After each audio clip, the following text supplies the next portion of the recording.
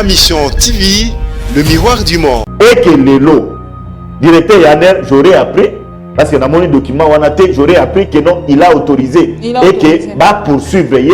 Donc, dans les jours à venir, procureur général près le parquet à grande instance, il y a parquet général à Gombe, à quoi mettre les invitations pour ne pas poursuivre de Kokalev Moutom. Mais biso ba itokura na kananzambe to lobakete ne sengi to kenenzela ya moto ya nzambe. C'est tout à fait normal. Nana omona mabete ya ke ba occultiste wana. Ba to science okite ba ya ba installer et que kona bango. Kokende ko détruire lango, moi je condamne fermement et j'en appelle aux autorités ko luka ba jeune wana ba luka bango ba kanga bango. Êtes-vous content pour la convocation de Kalev Moutom?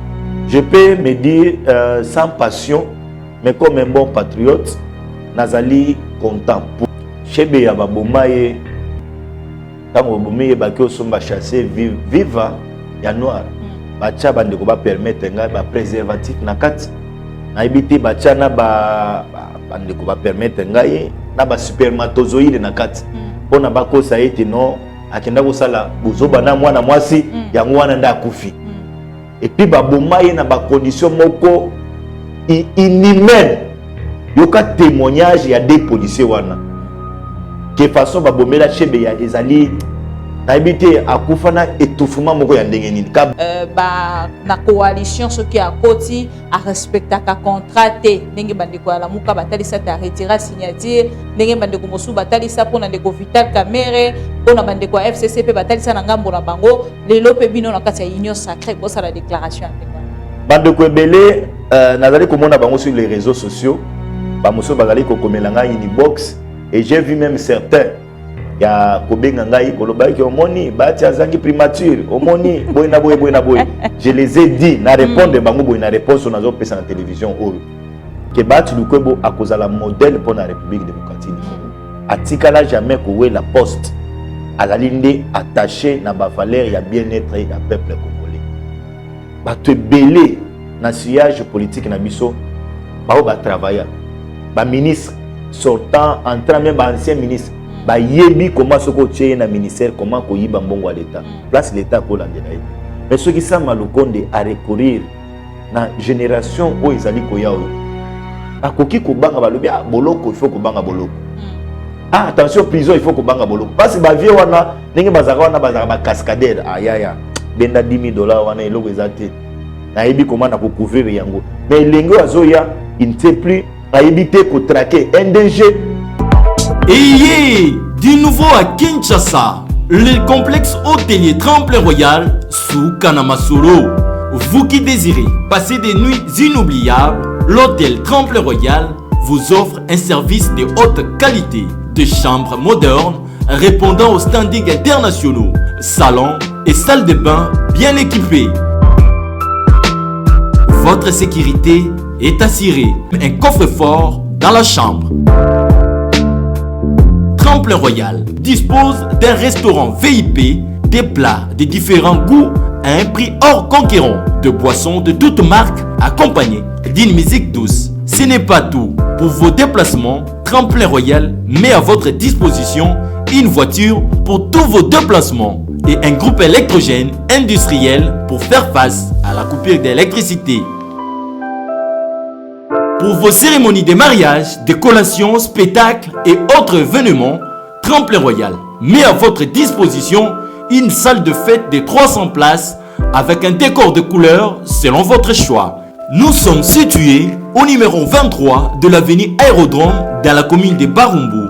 Référence stade municipal de Barumbu. Pour tout contact, appelez-nous au 081 570 78 00 09 98 55. Vous êtes nombreux à nous suivre de partout. Ma mission TV, le miroir du monde. Topesibino, merci pour la fidélité et confiance. Bon jeudi, na ba téléspectateurs nyonso bazalaka na fidélité na lo Congo parce que tous la réflexion, tous on na lo Congo, tous on invité mon corps pour que tout sololana y actualité yamboka et déjà sur ce plateau, je veux recevoir pour vous l'un de votre Na Combo, il y a Bazin Pembe, Maître Bazin, dynamique, le changement c'est maintenant. Est-ce qu'il y a déjà un changement? C'est avec lui. De Tokosolola, Yangonaye Tokosolola, monolithe brûlé. Est-ce ça pour ou contre Tokosolola rencontre, il y a Premier ministre na Pepe Ilunkamba, na président Bosso, le président et Assemblée nationale, 15 ans, jour pour jour, depuis que Constitution na Bisso et Salema, Lelo, Toloba et Meminini, Yassika. Est-ce que Zali Nabilo qu'on a kati o esengeli ko changer topé kolongola tokosolola yango elongo na maître Bazin Pembe. Convocation de monsieur Kalev Moutonde parce qu'il a été revoqué na ANR. Est-ce lelo esengela ki bongo bazwa autorisation potende ko Kalev alekana na ngambo ya parquet potakende ko samba? C'est une question aussi au Tokotuna. On est déjà pas mituna. Tokosolola likambo etali IGF. Les lots ba komi ko traiter IGF de populisme. Ba le bien azali ko sala populisme na ba rapport na ye o léa za la bongo discret côté lobby makambo ya malamu penza epesa manasima. Il y a ba information azali ko pesa biso topé ba rapport topé sala yango discrètement na justice.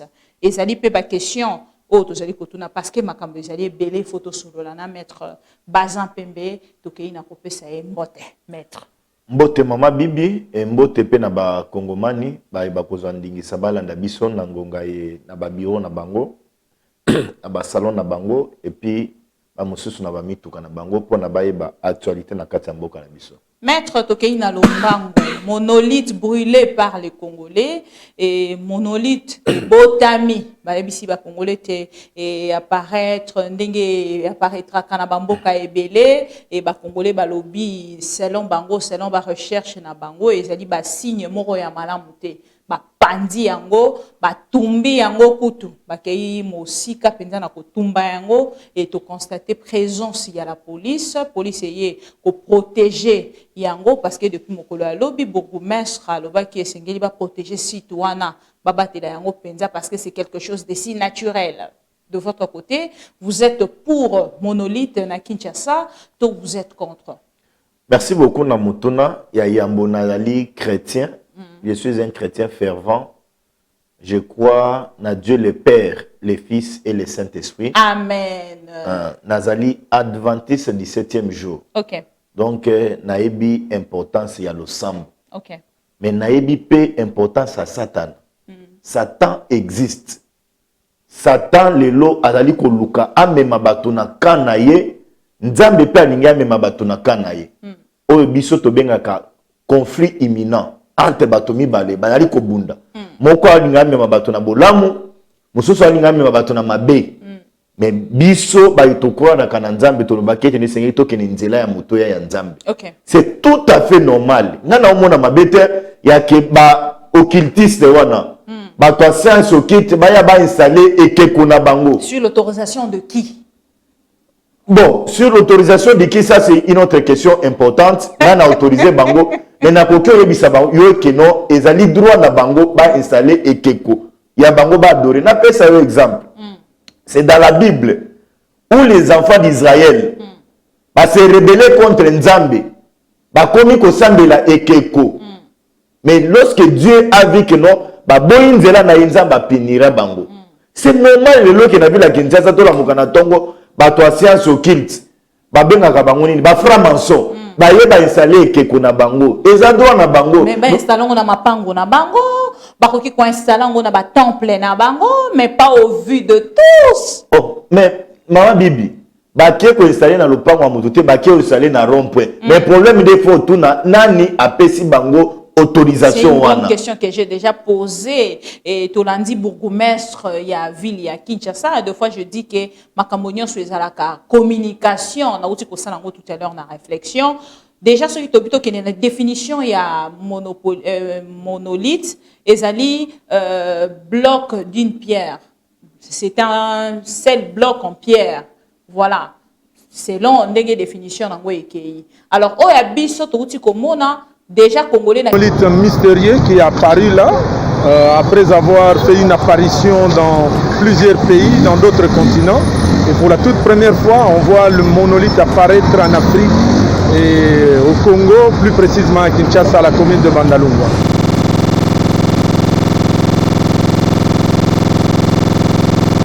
On veut comprendre quel phénomène, ça,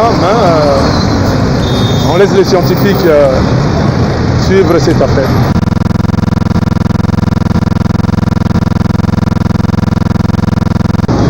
Je suis assistant du bourgmestre Tchéhi Gaïben Baïlon à la commune de Bandalungwa. Alors, nous gérons la commune de Bandalungwa. Il est apparu sur le net, donc la situation un peu culturelle que les gens ne connaissent pas encore chez nous, même moi-même aussi, bon, je le vois souvent, je l'entends parler, mais je ne l'ai jamais vécu, les monolithes. Mais soudain, je l'apprends comme ça, donc sur le net, que ça est à Bandal. Alors je pose la question à mon chef, qui me dit, mais effectivement, moi aussi j'en ai appris. Vraiment, donc, c'est dans le cadre purement donc, de recherche. On est venu aujourd'hui, nous-mêmes sur le terrain, vérifier, être peut-être le premier témoin, à vérifier, à vivre donc ces monolithes. Et on l'a trouvé, le monolithe est là. Alors, ce qui s'est fait ailleurs, et maintenant chez nous à Bandalungwa, le monolithe mystérieux, bon, nous ne l'avons pas construit, c'est venu comme ça. C'est venu comme ça, c'est mystérieux. Bon.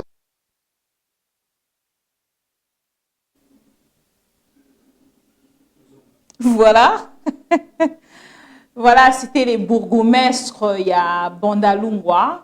Merci beaucoup à notre frère Bratovic Tchalousia. Merci beaucoup de nous avoir signalé pour le son. Toza bateau technique, surtout quand vous êtes en direct. Et ça la caprice na yango. Et ceux qui bino boza on a pu pour na resunga biso de fois ça ira bien pour que to relancer yango autrement. Voilà.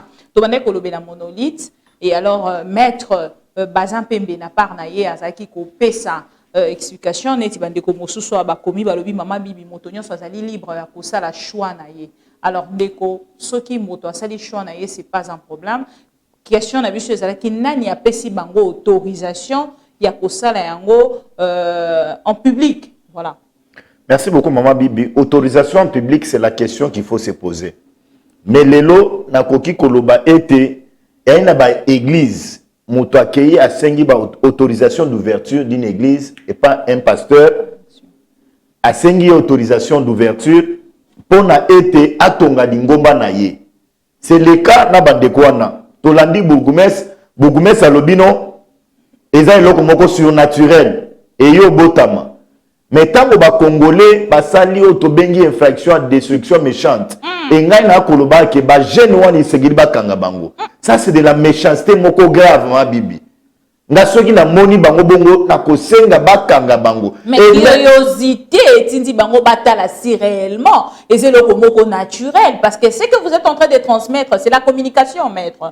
Tant que bino bolobi ki ezali naturel et botami yango moko ndenge toke na définition que ezali bloc ya pierre ba constater que ezali pierre té ezali matière nini ba komi kokoti sambeli pour que ba meka bongo kotala ezali nini ba constater que ezali mabende ba kasali encadrement puis ba tie métallique libanda. OK. C'est de la destruction méchante sur le plan légal, sur le plan des droits et loko basalo wana c'est grave. Surtout ceux qui bakangi bango isengeli basamisa bango dans une audience de flagrance. Pourquoi maman Bibi soutenir bango parce que non, pour soutenir bango ezali malamoté.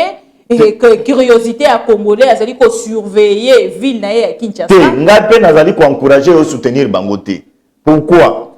Ezali olobi c'est une pierre. Tokoki o mona libanga bongo. En définition. Oui, en définition c'est une pierre moko donc mystique. Celui toko loba bongo bien mystérieuse. Mystérieuse. Cette pierre là est cause à la toko yeba place ni bakoki ko kende ko importer yangote. Mais na ba esthéticien lelo tozali na bango na bato lelo tozali na bango ba ko fabriquer loko sous forme ya pierre wana ba yeba imposer bango.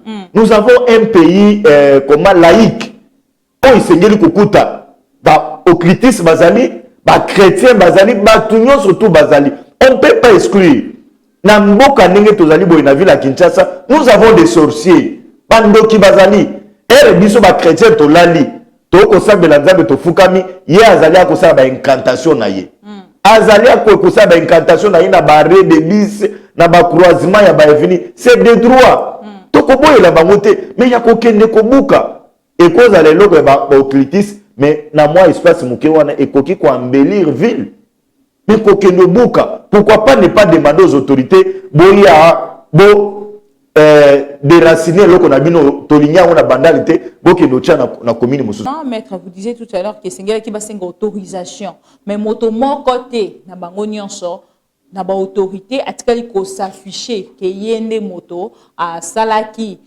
likambo etali monolithe wana. Donc problème eza ya ko s'afficher te tango omoni eloko na nzela omoni eloko etongami bongo il y a une autorité compétente oyo esengeli aya nano amene nano ba investigation na ye sur terrain on a ayeba comment se prononcer et surtout que nous sommes dans une ville où nous avons des gouverneurs de la ville où nous avons des bourgmestres de communes où nous avons des chefs de quartier où nous avons des chefs de riz. Le chef de riz accueilli a constaté, il fait son rapport au chef de quartier, le chef de quartier amène les rapports au bourgmestre et le bourgmestre amène les rapports au gouverneur de la ville. So, le gouverneur de la ville a constaté que non, et il y a une compétence na la vérité, il fait un rapport à qui des droits. Na ministre, il y a intérieur, il y a un commissaire et pas président de la République ou pas premier ministre. Premier ministre, ce qui a monnaie, lequel il y a commissaire ou pas président de la République. Mais se réveiller un bon matin, se comporter en gangster, à haine aux inciviques, qu'aucun de détruire l'ango, moi je condamne fermement et j'en appelle aux autorités que l'ukaba genuana, ba lukabango, ba kangabango. Parce que batouan les adroits na bango, pas ça la kibundo ki na bango, les adroits na bango, ba ça la ba incantation na bango. Nous sommes un pays laïque. Nous sommes un pays laïque. Voir des pasteurs, ba la mouke ba kyo benga bango non, boya bosa bele loko. Ça c'est déjà passer moko bazangi biloko akosala bazangi biloko akosala parce que tous les chrétiens tous en aposambo quand la bisu ekende liboso to boité tous en 21e siècle ou peut-être technologie eza quoi avancer biso na makambo susu mais ekolekelanga komona te mettre bazan pembe azali ko ndimate bandeko wana s'afficher même au grand public de tout le Congolais et étonné peut-être battu belé pe au bazali kolanda. Non, étonné bangote. Moi je suis dans la logique, je suis légaliste maman Bibi. Oui. Et je vis dans cette ville de Kinshasa, je connais comment nous les Kinois nous nous comportons. Au lamuki na tongo et à kozanga musala peut-être biloko musu nezo sala biso. Au moni loko, pourquoi pas koleka. Au moni ah OK na moni et le kwango komoni ni monolithe. Na koti j'ai un téléphone, na Google. Na côté la taille monolithe et signifie nini. Je passe. Et ça dit ba autorité de ba comment non, c'est une histoire nouveau.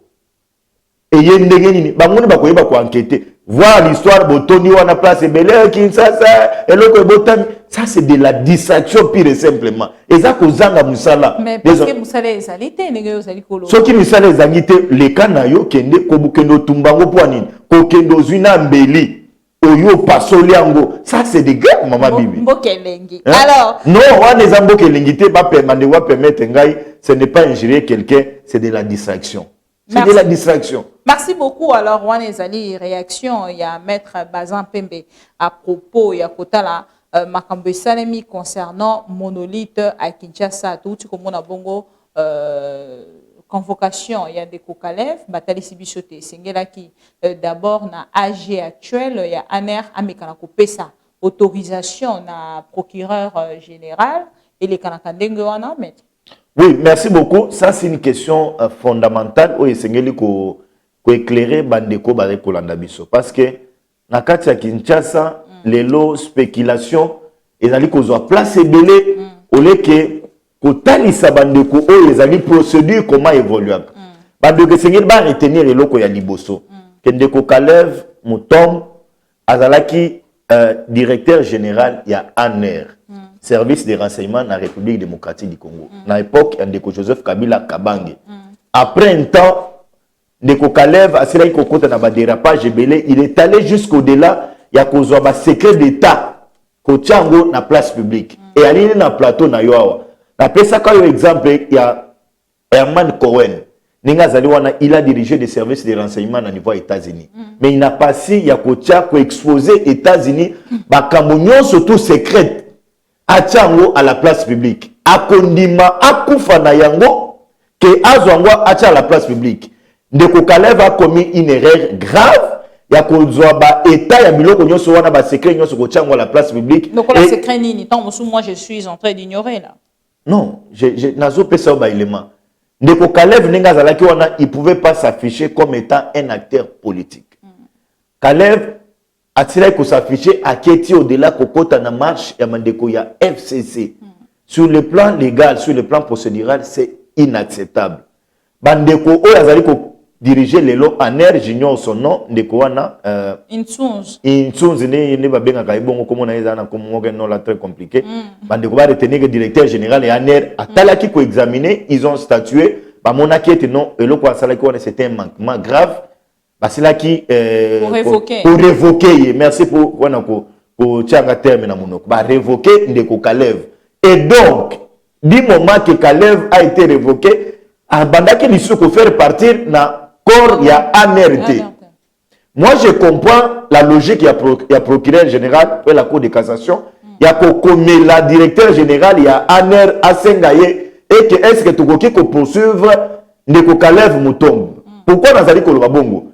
Je suppose que dans le temps le procureur général pour la cour de cassation Azalaki notifié il y a révocation il y a Ndeko Kalev te asilaki komona document moko légalité oyo ezalaki ko saisir ye c'était des droits à comme la procureur à comme la directeur ya ner pone que non atinde la document wana de manière officielle que ne pone te procureur yepé a constaté et que Ndeko wana azalaki révoqué pour na baye bakoma ko chaye à la disposition ya justice et que le lot directeur ya ner j'aurais appris parce que dans mon document, j'aurais appris que non, il a autorisé et que va poursuivre.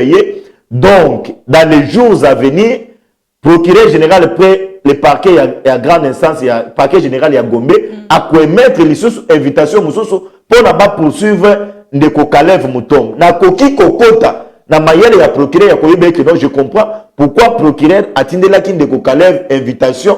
On a atteint la mandat de comparution. Tant qu'on a atteint la invitation, c'était que non, aya na no fournir des renseignements ou ce qui est réellement zo faire partie quand on a ou bien parce qu'il faut révoquer. Donc attendons, laissons le temps au temps. J'ai vu peine de Komuyambo kozo avion de Lumbashi pour na na Kinshasa, aya ko confirmer, aya ko participer à la confrontation na en de Kalev. Espérons que dans les jours Mikolo Zalikoya, nous allons voir Ndeko Wana Bafé Naye à répondre à la justice. Êtes-vous content pour la convocation de Kalev Mutombo? Je peux me dire sans passion, mais comme un bon patriote, Nazali content. Pourquoi? Nazali kopé sur ba élément. Pays Nabiso ezali signataire il y a traité universel des droits de l'homme. Biloko esila maki ko salema na ANR à l'époque Ndeko Kalev, c'était Maman Bibi na koki koye bisawe ibana ko respecter droit de l'homme te. À part charte universelle et droit de l'homme, tout ça na constitution moko na tika na mutuka oyo ezali ko consacrer, ezali ko sacraliser. Constitution na biso ezali ko loba mutu azali sacré. Mais na komona na époque Ndeko Kalev bandeko mususu azo suba makila ndeko mususu apeda musapina ye ya loboko ya lokolo ndeko mususu bakangie de manière cavalière. Amelaka maïté pendant 3 jours. Amonaka famille n'a été pendant 1 semaine. Bazali ko sambisa ye azali na avocat.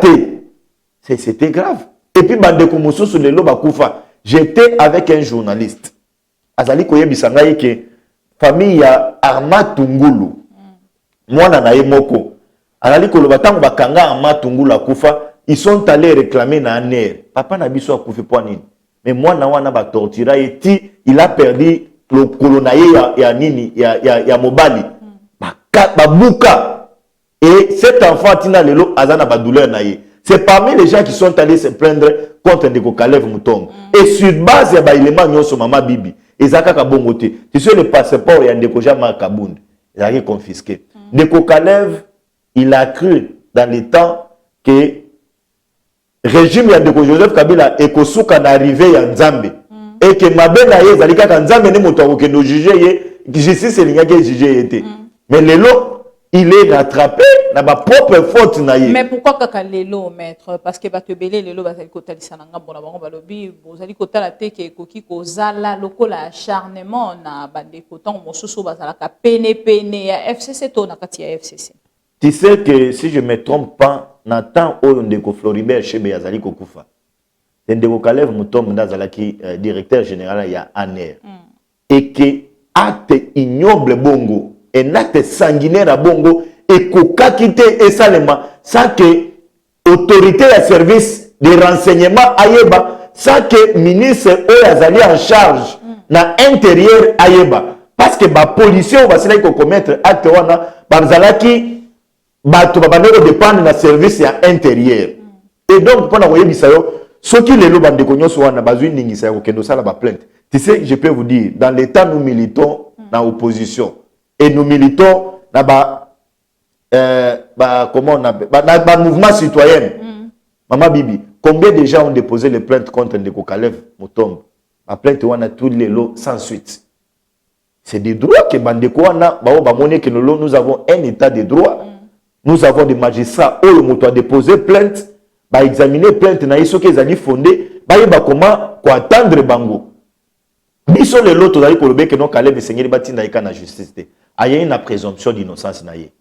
Magistrat nda koyebe que non ba fait oyo bazali ko reprocher na Ndeko Kalev ezali avéré après confrontation sur ba monnaie que non ezali établi bazoye batinda ye na cellule moko na prison bazo dossier batinda ngo devant des instances judiciaires. Mais nous disons que basambisa ye na limieme nyonso na ba droit na ye parce que il demeure un Congolais. À la carte d'électeur naïe, à la passeport congolais, va respecter pas de badouan naïe, à la paix assister na avocat naïe. Ce que va le que non, à la fièvre. Et simbi parce que ce que nous répondons à la convocation par que ma bibi tika, n'a joué mon sous ma convoquant naïe, na commune procureur général à Gombe sur un enfant qu'on a violé, pas violé na commune procureur papa fongola dossier, moi na wana zaki na adresse té, na tia adresse na cabinet, mais batini la convocation ba yoti ke na cabinet na zaki na ndako.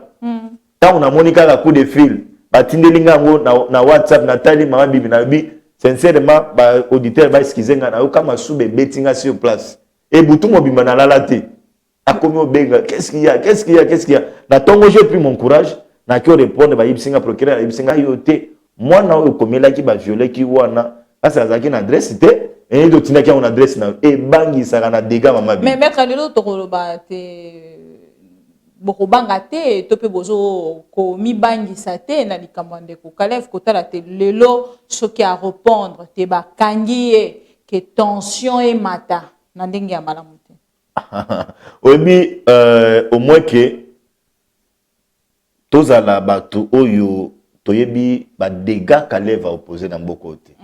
Je ne vois pas même bandeko bazana poto même ba bazana ba province même ba na Kinshasa wa oyo kata moi eko et que non bakangi Kalev bato bala maman bibi tous azamutu il peut avoir ses défauts mais yé a extrapoler qui yé vraiment à l'ékisa kindelo y a yé les cas qui ba limite. Tu sais que les frères est là même atana anerawa bakangi moto pour que la personne soit assistée par un avocat abandai ko nimangote mais les lots qui a ko répondre ils adouana mais je pense quand il y a notable, il y a Okatanga, à Messana ko sala ba déclaration, peut-être Kabangi Numbi, Félix Kabangi Numbi, a Rolikalisoso, aya osala déclaration à réclamer paternité ya Kalev, a l'obé qui non, ande qu'on a dit ça. Ne to mona ki sala ki déclaration à l'époque à Gédéon, tango, ba lingiba kanga Gédéon, lobi non, biso ba notable à Okatanga, peut-être Kabangi Numbi, ne a ko réclamer, mais na ko mona te, bande ko ba réclamer, parce que même nos amis du FCC ont décrié ba comportement ya Kalev ba sila ikoloba ke non bon vraiment yé alekisa ki ba limite abandai ko sala biloko muso pona plaire na Joseph Kabila ole ka plaire à respecter mibeko ndelo to tali constitution na biso 15 ans après tout le banini. Ça c'est une bonne question, c'est un bon sujet, c'est ngeli to réfléchir biso nyo surtout ba congolais na 15 ans la constitution ya mboka na biso nini e marché o to koki ko bomba na kati ya yi constitution to retenir nini na constitution 15 ans après. Biloko nazali koloba ezali ko engager regroupement parti politique na ngate ali ko engager kaka ngai na ba réflexion na ngai.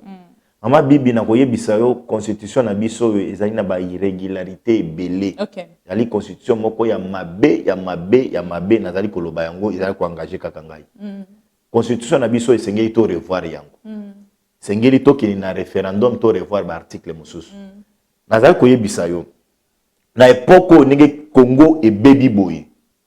Kopesa un président de la République mandat il y a 5 ans. Et ali pamba. Tananite avec le président Félix. 2 ans et qu'il y a offélé. Et tu as eu 3 ans, même 2 ans et demi. À Kokiko Salanine. Donc, ngai na ko souhaiter que la réforme et salema, référendum et salema, ba pesa ta président de la République mandat il y a 7 ans. Oh. Ngai. Nga kanta ko koloba 2 ans pour que kendara na lombango mosusu placé. Ngai na ko ba pesa 7 ans. Selon maître Bazan. Selon ngai, si ko pona ba député. Ba pesa président de la République 7 ans. On a des députés étiquetés bango tant que na ba réforme étiqueté bango kaka 5 ans na 2 ans ya président de la République wana esengeli lisusu ko voter lisusu ba député mosusu ba koki ko accompagner. On travailler pendant 2 ans. Oui. On a député on va travailler peut-être pendant 2 ans on a ba proposition. On a créé trouble na kati ya iba élection. Mbongo yango to kobanda ko bomba misolo ndenge ni pona ko organiser ko réorganiser ba élection après 5 ans pour la ba député. Ngai nazali ko réfléchir à haute voix, nazali ko réfléchir à haute voix Mama Bibi. One aspect ya liboso. Na pesa yo aspect mususu. On a constitution na biso en ce qui concerne l'article 26, so na bosanité na o etaleli ba marche. Balobi esengeli bino bato bozali ko marcher, bo informer ka autorité. Information esuki kaka wana. Mais tu vois comment elle a saisir l'autorité, information, autorité à boy. Alors que non, demande il y a refus, il y a autorité, et la constitutionnalité. Autorité à comment même abisso non, il s'est apprécié. Est-ce que ma condition de sécurité est madame, mais il viole la constitution. C'est mérito revoir et l'autre c'est très important. Et l'autre moussous, ce qu'on t'a dit constitution abisso yo actuel, il a dit qu'on bloquait bateau belé, y compris même la loi électorale. Au moins, de Jean-Pierre Mbemba, ça a bloqué. Akoya Kalisou comme président de la République. On se réfère à la loi sur la CENI. C'est un blocage, Mama Bibi. Donc, ce que la constitution na biso ezali na ba faille et béni. Les hommes modification. Na pesa yo liso exemple mususu. Tala makambo yo to salema na Assemblée nationale récemment. Bien sûr que non. Na Sénat. Na Sénat, tout le monde a kango partout na bingumba nyonso to. Lorsque nous avons une constitution, Zali Kolobaso, le président de la République à Beli, Oyo, à cause de la place, Zali président, il y a Sénat. Ça crée une polémique. Au moment le président de la République, le président du Sénat, Bazo Koyo Kanate. Au moment le président du Sénat, Azako Tia, président de la République, à quoi quand Jean parce qu'il y a non, ceux qui y est à Beli, à Kofi na crash l'avion, Nani Moutunangazami, na kiti na. Mais Sengeli va verrouiller constitution place wana. Et cause à la nini. Par quel mécanisme président du Sénat comme d'office intérimaire et président de la République. Un exemple, Moussous. Tala makambo ezali ko salema lelo na niveau ya ba Assemblée nationale ya biso. Ba député bazali ko bunda, député bazali ko kendo de là abukana ba kiti ya Assemblée nationale asala o ezali destruction méchante parce que ayebe kino nazali na ba humilité na ngai. Député accueilli a violé on a bakanga ye esengeli ko senga autorisation par procureur général par la cour de cassation. Donc, en même temps, à quoi continuer à violer parce que non, je suis protégé par humilité nangaï. Donc, les alliés bilo comme on a pays à jeune démocratie n'etibiso pour revoir la constitution. Donc, il y a beaucoup de dispositions. Et belé. Il y a qu'à modifier. Et belé, c'est une constitution, ils ont une irrégularité belé. N'a ce qui s'en est là comme au Congo, on a le problème na Congo, na disposition constitutionnelle et c'est ngeli ko kende ko mona juge à cour constitutionnelle pour appeler sa mission interprétation sur disposition wana. Ça crée un flou terrible. À l'occurrence, disposition et article 100 nabiso. On a une bosse awa à saisir le cours constitutionnel pour avoir interprétation et article 1. Tu vois? Et nous avons un flou énorme dans la constitution nabiso. Et la constitution moko o salimaki parce que nous avions des problèmes au pays. Tout ça qui n'a pas guerre. On a résoudre des problèmes on a token na lombango. Bon, moi j'estime mieux et que le moment opportun tous à la mission sont conséquents. Token na référendum pour tous au pouvoir pour na ba député ba kozala ba meka ko revoir na ba disposition constitutionnelle moko na biso. Alors toko zonga na point mosusu pour que tolobela rencontre il y a premier ministre actuel na ancien premier ministre Ndeko Ilunkamba toko lobela pe rencontre il y a premier ministre Nandeko Mbosso mais entre-temps on a nga ki tolobela moke dossier Chebea tomoni meurtre et dossier ya meurtre ya Ndeko Chebea réaction na yo ezali nini ya komona arrestation il y a militaire moko o azalaki na participation et assassinat de Chebea. Maman Bibi, merci. Merci beaucoup pour na mutuna wana avant d'entamer dossier à Chebea. Na ina revenir sur ba acte esalemaki ya bakatakatanga na Lumbashi. OK. Oyebi ngana yebi Lumbashi très bien. J'ai grandi là-bas, j'ai fait mes études là-bas. Na yebi Lumbashi de A à Z. Aéroport ya Luano. Na prison ya Kasapa. Oye séparé bango na kati wana ezali rail nzela ya train. Après nzela ya train ezali université ya Lumbashi. Et sobe moko ezali wana ebele na kati na sima. Après na sima wana ezali na ba poto ya courant na biso ya Inga. Et donc, basaya wana bazalaki na objectif. Objectif na bango ezalaki nini?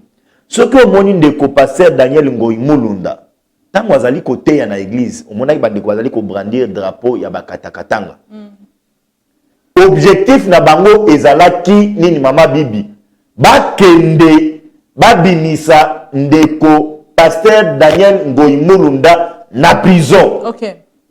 Et puis tant que bakei mama Bibi pona bakendo buka dépôt ya ba arme mama Bibi pona bazwa ba arme bakende kobimisa ye na boloko. Ça reste à vérifier. Les lots na koyebisa yo dans les temps omoni guerre oyo salima na est bandeko baza na est wana ba rebelle wana na information ngana zanango ba komi na ba difficulté moko terrible. Mais déjà ba outi côté sélection ngamba FARDC était ba quoi ici 9 éléments il y a groupes armés. Ya ngoni na webisa yo na ba éléments peut-être dans les moments opportuns tokoya ko bimisango au Congolais mobimba yeba ba rebelle wana ba komi na difficulté terrible. Pourquoi? Nazali ko sala kijale le pas Félix c'était ba information ngana zanango. Ba oyo bazalaki ba commanditaire ya bato ya S wana bazalaki kaka na Kinshasa parmi ba généraux. Et ba généraux wana ba tiyo na bango nyonso tout ezali bloqué. Information ngana zanango. Des sources sûres ba tiyo na bango nyonso tout ezali bloqué. Bandeko o bazana est wana ba komi na difficulté moko en termes ya ba munitions de guerre. En termes ya ba minduki. Yango nozo komona ba FARDC bazali ko avancer wana. Parce que bato wana lelo bato ba bandeko financer bango bazali sous na eloko côté.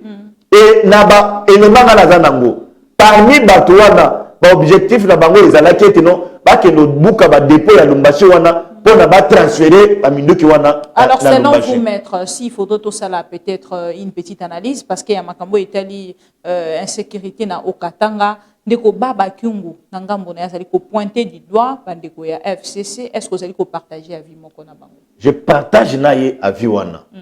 Yangone moi je ne vais pas trop na bimisa ba information ngana nazo enquêter nan. Mais je vous dis il y avait des complices ama Bibi. Ba complices bazalaki ebele y compris nos frères ya FCC. Bazalaki parmi ba instigateurs ya ba tuerie na biso ya bandeko na biso ya Beni ya est o bazali kokufa ngonga nyonso o tozali ko condamner. Yango nenga na koyebisa na ko sala kijalo to mais je donne au Congolais la vraie information. Pourquoi à tout moment ozali ko zongela que ozali ko sala kijalo loté? Parce que de temps en temps ba to belé ba ko loba yango que non je sois de donner une fausse information. Na ko analyser na ko sala kijalo pour na flatter président Félix Fete ba ko loba non parce que mon gouvernement est en place na ko flatter mais je leur donne élément o ngana zanango. Donc lelo eloko wana guerre na bi ya S à partir ya S na biso mboka isengeli bino ba journaliste na ba mission TV boy to continuer na pression. Pression continue parce que écosystème de guerre wana ekosila. Ce qui to quitter cette pression. C'est ça la solution selon maître. Pression isengeli continuer. Pour nous, kimia ezonga. Et même nos frères là, tu as dit bango batika. Tokokyo gagner vite, tokokyo tonga banda côté na mutu ya makila ya ba Congolais. Alors ce qui est juste pour ne paniquer peut-être peuple congolais, tout politique, gouvernement en place. Nangambo na bino zo comme on a été que palpite et ko kenema moko lokola ndeko baba kyungulelo azali ko réfléchir kaka na ba classique ya FCC to peut ko pointer du doigt directement bandeko ya FCC. Mais ngana zo pesa ba élémenté, est-ce que moni tango ma biloko wana salimi na Lumbashi qui de notable ya ville à Lumbashi a sali déclaration pour na condamner. Ah voilà pourquoi Bokei directement la ko pointer bango du doigt. Té maman Bibi, on est politique. On est société civile. On analyse la politique. Nous toujours analyser dans le bien. Pourquoi na ba dignité nous avons na okatanga tous na ba député. Pourquoi kaka kyungu ye moko nde akokondamner ba comportement wana. Mais awa to moitango ndeko Gédéon bato na ye ba kufi. On avait Kabangi Numbi.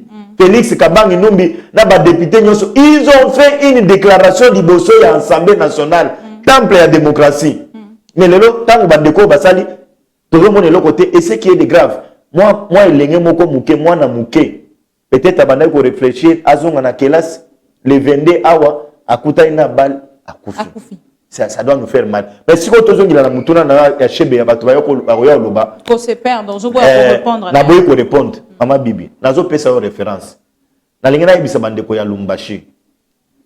Katanga ezali na kati ya Lumbashi comme Joseph Kabila cela ko yebisa bango dans l'état. Faut reconnaître que Joseph Kabila et dans l'état il a aussi condamné à telemelaka bango. Faut qu'on reconnaître peu mutu na ba valeur na ye na bolamu na ye. A telemelaka bango dans une réunion a yebisa bango otiaka na mutu na bino ke no Lumbashi ezali na mboka moko à part non Lumbashi ezali na République démocratique du Congo. Ndeko ya dossier ya Shebeya ba uti okanga ye wapi na Lumbashi. Ndeko John Numbi azali wapi na Lumbashi.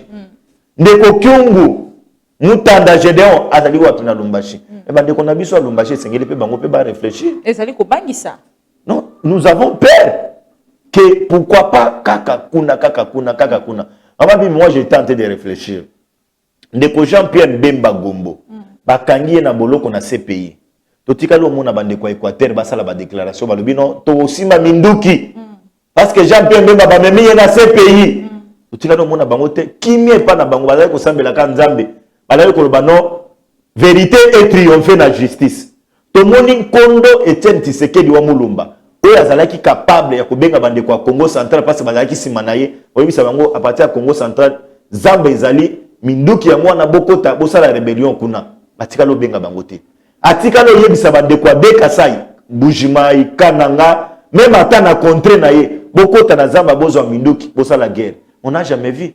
Mais tozo mona kaka na Lumbashi bakangi moi notable moko Lumbashi. Nous, les notables de Okatanga, tozo yebisa bandeko na biso wana bayebete non sécession et ko salema na kati ya mboka oyo te. Le Congo restera un et indivisible. Maître rapprochement nini ozali ko sala kota l'arrestation il y a ndeko na biso bakangi ya militaire et puis kota la révélation oyo uti ko bima pas plus tard que quelques jours na ngambo ya radio RFI. Pourquoi kaka na moment oyo kota lisate makambo wana nyonso kokaki ko bima pe ba arrestation banda ko salema pendant que bato ango ndenge tozali komona lelo tezaki bato ba limote ba existaka.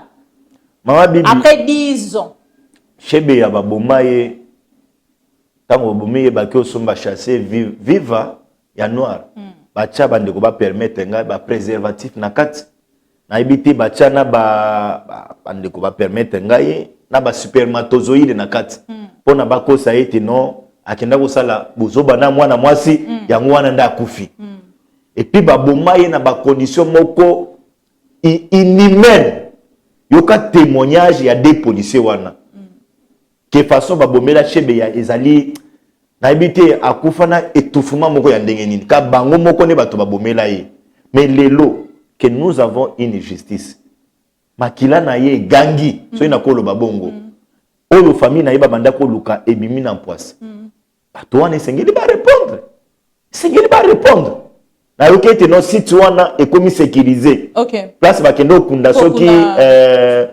Ce qui bazana, si je me trompe, Bazana. si tu as une commis sécurité, c'est une bonne chose.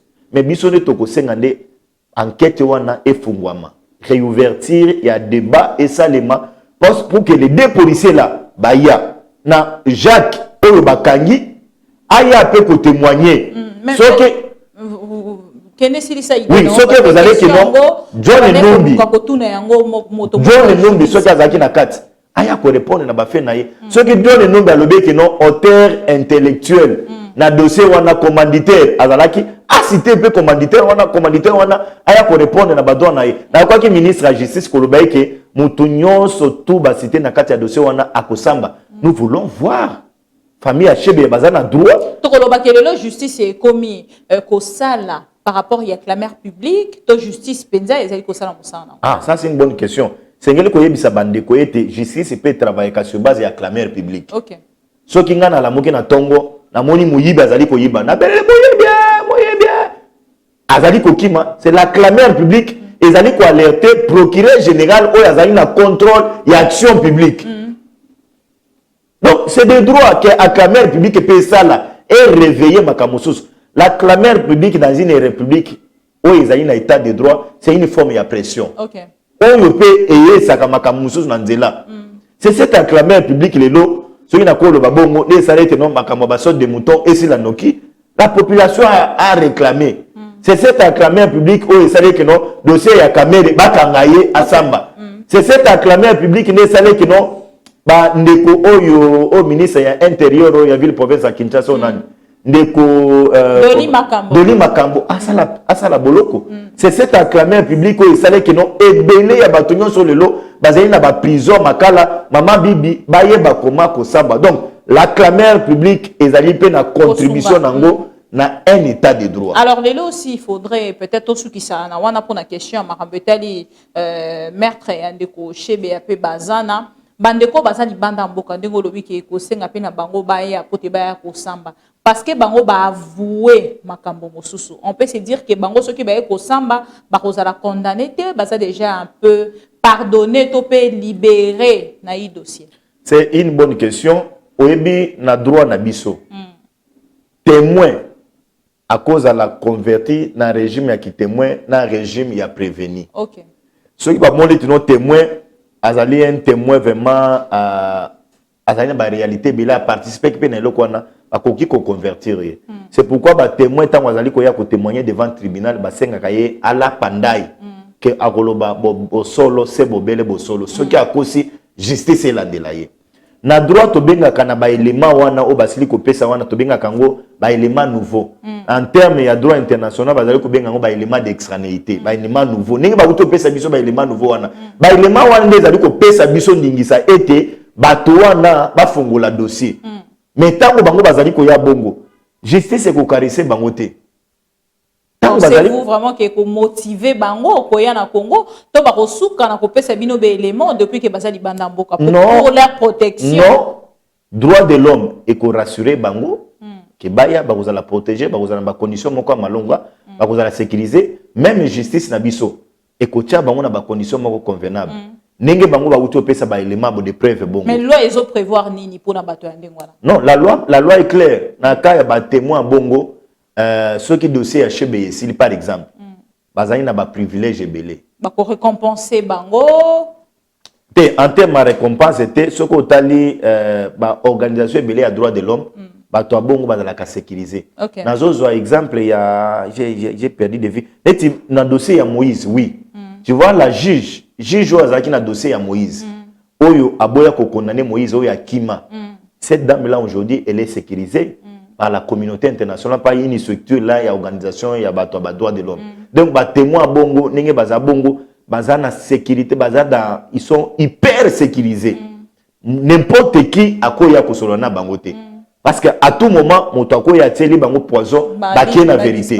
Donc, attends bakoya na avion moko hyper sécurisé. Place bakozala, ils seront sécurisés par la police. OK. Jour ya audience bakozala sécurisé parce que ba vérité bazana ngo iza ba vérité moko oyo bango moko ka bayebi et puis makambo oyo balobi na ba itandoike yali makambo mike eza makambo mike bato abongo ma bibi avant que ba pesa ba témoignage na bango ba solo la kana ba organisation ba droit de l'homme et ba organisation ba droit de l'homme ba yibisa bango les autres de vérité garder les moments portés tant ba audience ko banda banda on est no bocha na place publique parce que justice yende azaina primaire il y a ba témoignage na bino. Alors que peut-on s'attendre on a tout bima na dossier yandeko Chebea que peut-on s'attendre na ba discussion il y a premier ministre na mokolo alelo gouvernement premier ministre Sabimi la monaki ya kendaki mona sénateur Modeste Bahati Lukwebo apesa ye rapport na ye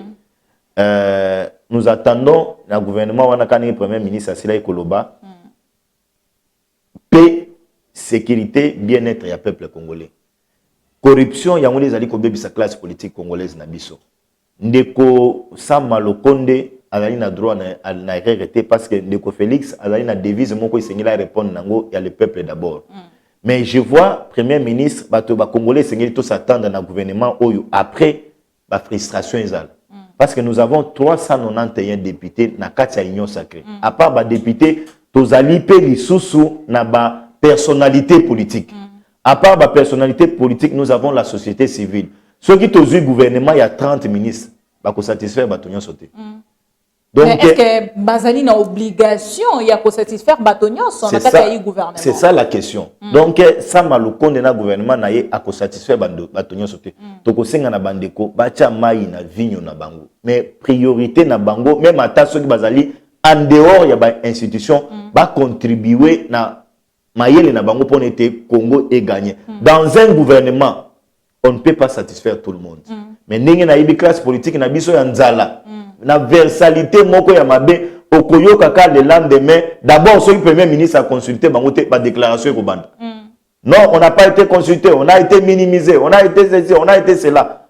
Et okoyo kako ba musu ba koloba to longwe to rejoindre opposition. Mais ça sent l'odeur honorable. Bonne chance déjà pour 2023. Merci beaucoup. Maître Bazan Pembetozo qui a déjà solo na yango nenge tozali ko mona union sacrée actuellement on dirait ezali na bateau makolo eza déjà na nzela pona ko longwa na kati ya union sacrée. Aujourd'hui on pose la question pona koyeba ndeko Bahati Lukwebo sur le trace de Vital Kamerhe question mark. Maman Bibi, merci beaucoup. Bahati Lukwebo a causé sur les traces ya ndeko Vital Kamerhe parce que ndeko Kamerhe azali na prison na justice Cécile Kolandelaye pour na ba détournement ya ba dernier. Et avant prison. Autre sali ko basi le trace de Vital Kamerhe avant prison, je devais préciser. Avant prison. C'est-à-dire dans la coalition cash lelo et c'est qui bongo la premier ministre na kati ya i coalition tozeli a commis premier ministre était motomosusu ya sika botami na kati ya i union sacrée autant mosusu ndeko kozela et o etikali chance asuka tozali kozela ezali Sénat et kota la mape boeton mosusu yete moto azui ndeko mosusu azui à la place. Merci beaucoup na ba congolais ba kolanda biso. Merci beaucoup na mutuna Maman Bibi. 391 députés au sein de l'Union sacrée, ezali Moussala ou Mukonzambo Kasila Kopesa sénateur Modeste Bahati Lukwebo Asala. Yenda yena 391 députés na ba effort na ye parce que c'est un rassembleur. C'est donc azali fruit ya unité. Kombo na yende sala kete no aya ba député na boboto na bokebi na ba plaidoyer lelo bazali au sein ya l'Union sacrée. Nous avons ba député lelo ba sénateur lelo ebele au sein de l'Union sacrée, ils ont fruit il sénateur Modeste Bahati Lukwebo. Maman Bibi na koki koyebisa yo au sein de l'Union sacrée, la plateforme politique ils allaient belé, la personnalité bazali ebelé. Mais AFDC a il sénateur Modeste Bahati Lukwebo bazali pe na poids politique au sein de l'Union sacrée. Tomoni au Katanga azui primature, Grand Bandundu bazui Assemblée nationale. Grand Bandundi compris pe na FCC bayaki na kati ya Union sacrée parce que Mbosso azali pe moko ya ba FCC etikali Sénat parti ya S na biso lelo ya mboka.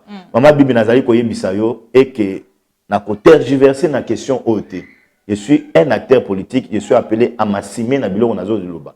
Mokonza mboka esengeli ata la paix et que na kiti ya Sénat sénateur Modeste Bahati Lukwebo azali pe na mayele azali na bwanya, il n'est pas conflictuel, azali na ambition moko présidentielle te akoki pe ko diriger e bonga ya Sénat wana parce que nakoki koyebisa yo mama bibi ezana ba valeur mosusu ya ko préserver abati lukwe boninga bazawana azali ba valeur ya esengeli biso to capitaliser yango implice na ye oyo akoki ko apporter na Sénat ekoki ko sunga mboka ekende liboso parce que azali attaché na ba valeur ya président de la République pour na union sacrée et réussir. Est-ce qu'Azali a chancé de sous-soumettre Bazampembe?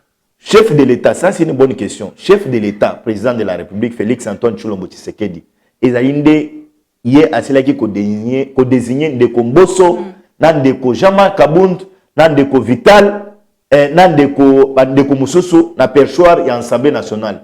On suppose que le moment porté dans le Sénat,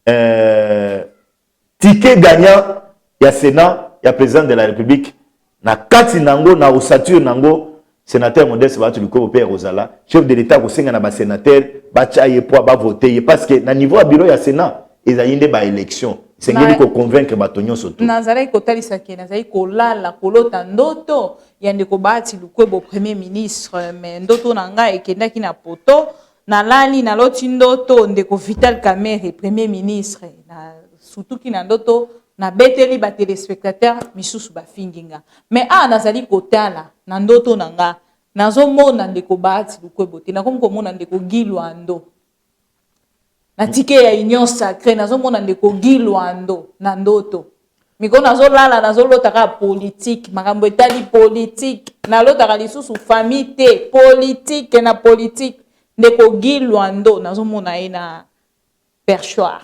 Merci beaucoup Mama Bibi pour na mutuna wana. Batu Lukwebo azali dini fils ya mboka oyo, azali sénateur.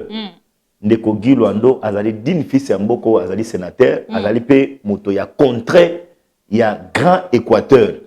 Lelo totikali na Grand Équateur, totikali pe na province ya Congo central parce que tango nazo ya na télévision, na radio, nazo yoka bandeko ya Grand ya Congo central, bango pe bazali ko réclamer que pour nini biso pe primature et la Gabiso na Congo central. Ils ont droit ya ba Congolais nyonso surtout ko réclamer et que ba diriger perchoir ya Sénat. Mais et ko dépendre de na président de la République na ticket gagnant na ye o ya kocha na niveau Sénat. O le président de la République akotana na bwanya na ye alobe que nos candidats tel kende chef de l'État ko senga consentement ya ba député nyonso pona ete moto wana aiba koma ko dire. Ce qui lobby to lobby kuna totalité président de la République a porté choix na ina ndoto nanga yande ko Gilwando ko mikabola ndenge.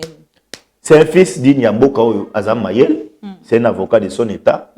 Asile pe ko la tremper dans la corruption te. Ce qui chef de l'État a porté choix na ye et pas ya ndeko Gilwando, il a dit bienvenue. Ngana omona mabete ala ba capacité de se décider te na kati AFD c'est bon.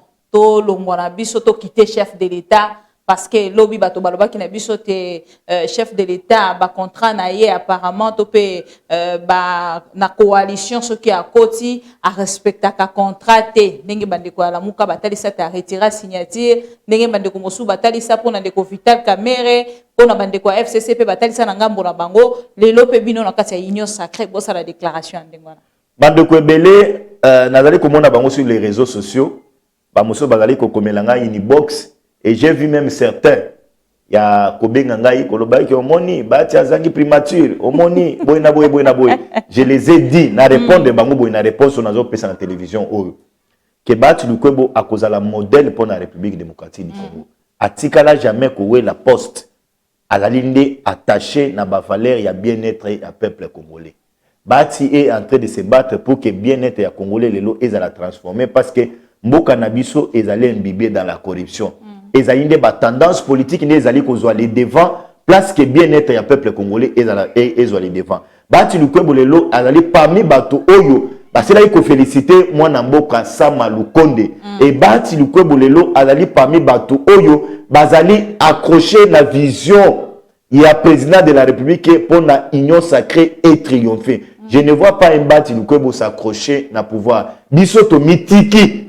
De na maboko ya mokonza mboka parce que yende azali ko décider Mama Bibi mais sengeli na nyonso to tozali ko sala sengeli to tenir pe compte ya ba poids politique nous avons des députés, nous avons les sénateurs, nous avons des gouverneurs, nous avons un poids politique. IDPS a un poids politique naïe, ADP a un poids politique naïe, FCC a un poids politique naïe. Tant que tu as une union, ça qui est total poids politique pour nous frustrer dans notre société. Alors parlons de félicitations. Comment trouvez-vous l'attitude? Il y a des Jean-Pierre Bemba, pas de félicitations au Premier ministre, jusque-là pas de tweets.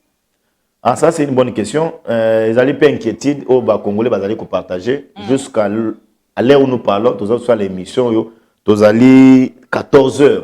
Premier ministre Azala qui nommé, ça fait maintenant 72 heures. 72 heures. Si je ne me trompe pas, tout le monde a félicitations à Bandeko, il y a MLCT. Mais j'ai vu député Jean-Jacques Mamba, à mon occupé Ndeko Jacques Njoli, s'est prononcé là-dedans sur Ndeko Samalukonde. Mais toujours la tweet, il y a les leaders, il y a MLC. Jean-Pierre Bemba, tous allez comme on a voté. À taille secrétaire général, il y a MLCT. Moi, inquiétude, Nabiso, et dans les places où on a. Bon, laissons les temps au temps. C'est un leader, il est en train de réfléchir, peut-être qu'il allait occuper, peut-être qu'il allait informer, peut-être, la nomination, il y a un premier ministre, tous la paix. Peut-être que réseau exact et c'est casa. Na yoke tino azalaka mingi Mikolo na Équateur. Peut-être place azali réseau exalité. Alors comment expliquez-vous en fait cette petite polémique il y a bandeko ensemble et créer polémique ndenge ba utaki ko recadrer sur la nomination il y a ndeko premier ministre tango batalisa kike azali moto ya ensemble topé moto yo Moïse Katumbi atindi a délégué na ngambo na bango bakendeki na ko meka ko dénoncer to pe ko démentir na ngambo na bango pona ko tel c'était azali moko ya bango te ezali choix ya chef de l'état pe choix ya cash ensemble ceux qui na yoki bango ba déclaration na bango bazali kolobe ke souci na bango eza bien-être à peuple congolais changer. Ça c'est de deux na sila ikolanda ndeko Muindo Nzangi o azali ancien nanga ya église to sambela na église moko député brillant ya ensemble puis au cadre na kati ya plateforme ya Moïse kolekana ba onde ya Top Congo koloba été bazali d'accord na fruit ya consensus o esila komima entre président de la République na ndeko Moïse Katumbi Chapwe et puis asila koloba été ndeko Samalukonde azali moko o azali ko tirer ba origine na ye wana ba parole ndeko Moïse Moïno Nzangi na kati ya ensemble ya Moïse Katumbi Chapwe puis na G7 wana Moïno Nzangi j'ai suivi presque bandeko ebele ba député ebele Chéribin Okende les féliciter Mama Bibi tozali na classe moko ezali na problème na yoki ndeko Elezer yepe koloba na yoki mikolo na ba déclaration ebele akomi olukaza la ministre apparemment akomi olukaza la ministre qui député moi mosolo komi mukia komo ça va déclaration belé pona yepa le ministre on eza doa na ye mais sengeli nde to lukande ba compétent base à la place wana mais ce qui est important le loi que non mboka na biso ekende liboso ba déclaration versatile de gauche à droite et ko servir isusu mboka na biso te atanelo et selon vous j'ai vu même bande quoi FCC pour féliciter Samalukonde namoni FCC au Katanga Lualaba matata féliciter ye namoni Lualaba ba féliciter ndeko Samalukonde FCC Lualaba et pas Mouyeje ba féliciter ye namoni ndeko nangayo elenge neti ngai comment il s'appelle Patrick Kanga pardon Patrick Kanga sur les ondes ya RFI a lobby a féliciter bango comme bango ba opposant mais a féliciter Chouawana. Donc, il fait quand même l'unanimité dans la classe politique congolaise. Alors, les lois n'ont ce qui otani na katia union sacrée ni ekoki ozala à la base il y a ba frustration ce qui lobby salemi aux yeux de tous. Mama bibi okozwangaye na émission na yo ce qui gouvernement bimi ba congolais ba kanga eloko ce qui gouvernement ya union sacrée bimi gouvernement ya yambo ya union sacrée bimi ba déclaration que vous allez belé et belé bakolungwa union sacrée bakozonga FCC ou soit bakoluka place ya kokende et belé parce que 391 personnes bakozala satisfaites dans un gouvernement ni nazoyoka il y a 30 ministres bakozala satisfaites mais ngai na ko proposer na chef de l'état et que c'est mieux tant bazali ko bimisa abimisi gouvernement abimisi pe ba mandataire abimisi pe ba ambassadeur abimisi pe anomé pe ba tonyon soana honnêteté, moi, ma frustration est à la tête. Mais batonyon soana et c'est une logique et moi, j'en propose Est-ce qu'il est dans l'obligation de satisfaire Batonion Sowana? Pas du tout. Pas du tout. Et ça, le gouvernement, mon côté, n'a qu'à satisfaire Batonion. Mais quand on a un premier ministre Sama Lukonde. Peut-être que tu vas te finir à mettre baza qui ici débat. Na ko senge ke ba ministre na biso mbala oyo ba tambola ta na ba jeep na ezaka nini. Dans sa publicité. Peut-être eza na prix moko na TX. OK. Hyundai. Oui, TX eza comme 60 000 $. Tucson, ancien modèle. TX eza 60 000 $. Si je ne me trompe pas, 60 000 $, ma Bible. Soit 60 000 $ fois 30 ministères. Ok, belé bon. Mais bah Dieu va vous combien? Et ceux qui va ministre va combien autant pour la tana ba catch. Écoute déranger. Moi ma proposition c'est plutôt bah supprimer bah vice-premier ministre, bah vice-ministre, bah supprimer bah on va remplacer bah on a bah secrétaire. C'est une bonne, oui, ça c'est une bonne chose. Ils peuvent être remplacés par des secrétaires et Zali Malam. C'est une bonne proposition.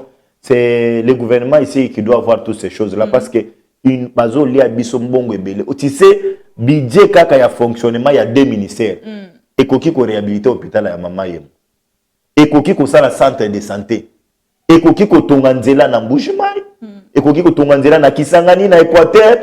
Donc ça peut tout arranger. Et selon vous, maître, banani basengeli bazala na kati ya gouvernement. Est-ce que sengeli kakoza na parti politique, ozala na union sacrée, ce que ozali na union sacrée te okoki kozala dépêché te pona ko kende bongo ko servir mboka na yo. To bato basengeli bazala na kati ya gouvernement et sengeli toujours bazala bato bazali ba député ndenge outi ko loba tout à l'heure 391 députés ne bazala satisfait na kati ya gouvernement. Ngai na ko senga na ndeko Sama Lukonde sengeli a comprendre que non azali lenge et ay bulenge na yende eko diriger mboka te ezali nde sagesse na ye intelligence na ye expertise na ye expérience na ye ndeko diriger mboka savoir faire na ye ndeko diriger mboka oyebi bato ebele na sillage politique na biso bao ba travailler ba ministre sortant entrant même ba ancien ministre ba yebi comment soko tie na ministère comment ko yiba mbongo à l'état place l'état ko landela été. Mais ceux qui Sama Lukonde à recourir na génération où ils allaient koya oyo. Akoki ko banga balobi boloko il faut ko banga boloko.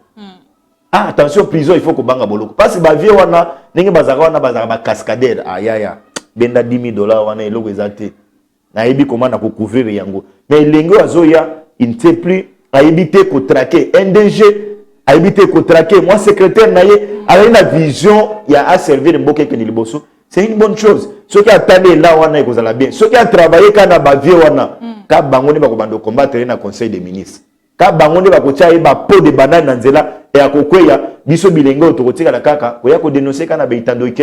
Et loko moko no kozana expérience te na éviter ceux qui ont expérience ne komaka expérience des fois disaka moto na kiti expérience ne pour ça que te moto tambola na TX alors que expérience bazwa kango sur le terrain. Maître Baza peut mettre aussi ici émission à biso mais pour finir de komoko azani la libanda mboka tindelinga question alobi mama bibi ce que j'ai invité tourner la biso question.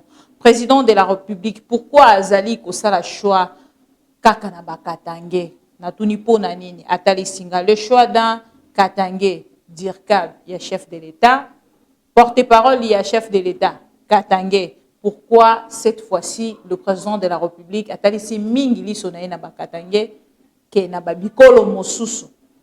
Oko répondre ani. Merci beaucoup. Nga na question wana na ko répondre na ba Congolais ba qualifier ka président de la République azaka tribal mais awa Nyembo Dirkab Katangé Nyembo na zo rappeler porte-parole Katangé Nyembo il est mon frère à moi de l'église. Aza ancien abiso ya église. Mais Katangé aza Katangé. Nani porte-parole na ye Kasonga, Katangé. Katangé. Le premier ministre, Katangé. Mais Moutobongo. Et puis, na mususu, bazali place wane belé. Les récompenses na bakatangé. Te, pour na bato wamone que non, aza tribal était, lui c'est la méritocratie. Bikolo mosusu ezalité. Ya mutu ye sengeli pe ba Congolais, ba auditeur na ba tuna pe mutuna na président de la République. C'est comme si ya bosani et pas na bango, mabulu mboka na bango ya na mabulu moko ya dégâts. Bato mboka na bango bazali ko souffrir. Kobenga butu lokola moi. Bato mboka na bango bazanga na mai, Mbuji-Mayi bazali ko zanga mai. Bazali ko zanga lutuliki. Na Mbuji-Mayi nzela malonga ya kotamwisa moto kezala kaliso te. na Mbujima école ya Malonga ezalaka lisusu te. Na Mbujima usine moko ezalaka lisusu te. Miba tozo kabazo kobunda. Le chef de l'État sengeli eza question ya kobenga ye kaza la tribalité. Il est le président ya étendue Mobimba Congo mais sengeli pas tant pas na bango. Hein ba to pas na bango be ba olela mobulu des gars. Ngano na kenda kuna te maître. To komi na suka to sirisi pona lelo. Oza diaspora. To pesi merci nengo ndime ko répondre à l'invitation na biso. Merci beaucoup. Un mot na ba téléspectateurs na biso nyoso balandio. Un mot na bango bazali ba congolais sengeli ba contribuer place bango bazali mais nazali na moins inquiétude moko. OK. Na ba téléspectateurs na yo tango to solo na yo na couleur yebisinga tango ka oloti Vital Kamere et belé ba fingi yo ba extrapoler même. Ce n'est pas bon. Ce n'est pas bon quand même. Nous sommes habitués maître aux téléphone na ba méga na yo ya wifi na yo. Ba bêtise. Non, vous êtes une femme respectable, aux alliés responsables d'une chaîne et puis numéro à moto wane monani. Même à ta place azali, tu peux porter plainte à Interpol, tu peux ba interpeller. Donc ce n'est pas bon. Ce que vous partagez dans votre opinion, te benga yebisa non. Point de vue nanga yango eleke moto tika commentaire digne ya kombo na yo oleka finga yo c'est pas bon. Merci beaucoup maître. Vous êtes nombreux à nous suivre de partout. Merci. Yako landa ma mission TV le miroir du monde. Botika la branché connecté à Kinshasa. Vous allez nous suivre en rediffusion ou en direct sur la chaîne plus 243 et na Kinshasa bandeko nyonso balanda biso bolingi bo participer botinda ba suggestion na bino numéro eza affiché A plus 243 chaîne na bino chaîne na biso pe ma mission TV à travers ma mission TV bokozwa ba information et na Kinshasa à travers bandeko bazangi méga à travers A plus 243 botali biso na télévision chaque jour tous les kakawana et bandeko nyonso bozali pe na posa ko benga biso depuis Kinshasa pour que vous participez na ba émission na biso bozanga te ko benga biso à travers ces numéros. Merci à monsieur Ali Salah depuis quelque part les grands réalisateurs Azali Kolanda Biso et merci à la grande équipe technique de AmTV. Merci à Malco derrière la caméra même temps machine. Merci à Volding Ditouka à l'assistance, pourquoi pas à Olivier et à la rédaction. On retrouve notre frère Grévis Tekis. Merci à vous tous. On me signale que j'ai vraiment débordé avec les temps. Merci. Ayez du nouveau à Kinshasa, le complexe hôtelier Tremplin Royal sous Kanamasolo. Vous qui désirez passer des nuits inoubliables, l'hôtel Tremplin Royal vous offre un service de haute qualité, de chambres modernes répondant aux standards internationaux, salons et salles de bain bien équipées. Votre sécurité est assurée, les portes électroniques et même un coffre-fort dans la chambre. Tremplin Royal dispose d'un restaurant VIP, des plats de différents goûts à un prix hors concurrent, de boissons de toutes marques accompagnées d'une musique douce. Ce n'est pas tout. Pour vos déplacements, Tremplin Royal met à votre disposition une voiture pour tous vos déplacements et un groupe électrogène industriel pour faire face à la coupure d'électricité. Pour vos cérémonies de mariage, de collations, spectacles et autres événements, Tremplin Royal met à votre disposition une salle de fête de 300 places avec un décor de couleurs selon votre choix. Nous sommes situés au numéro 23 de l'avenue Aérodrome dans la commune de Barumbu. Référence stade municipal de Barumbu. Pour tout contact, appelez-nous au 081 570 78 00 09 98 55 22 96 et Salimana Nouté, le complexe hôtelier Tremplin Royal, le confort et les nôtres sous Kanamasolo chez Tremplin Royal Kanoka Kae.